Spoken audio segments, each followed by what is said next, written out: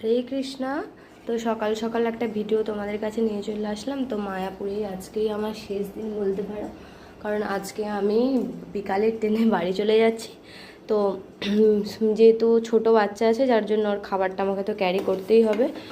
তো ওর জন্য এই প্রেসারে একটু রাইস বসাবো, চাল ডাল একটু আলু দিয়ে একটু খিচুড়ি মতো বানিয়ে দেবো, ওটা খেয়ে যাবে। আর যেহেতু যেতে যেতে প্রায় আমাদের বাড়ি 8:30 কি রাত্রি 9টা হয়ে যেতে পারে, তো তার জন্য একটুখানি এই যে আমি চিড়ে সেদ্ধ বানিয়ে নিচ্ছি। রাস্তায় একটু চিড়ে সেদ্ধটা খাইয়ে দেবো, কারণ স্যারেলাক্সটা খাওয়ালে অতক্ষণ না পেটটা আর ভরা লাগবে না।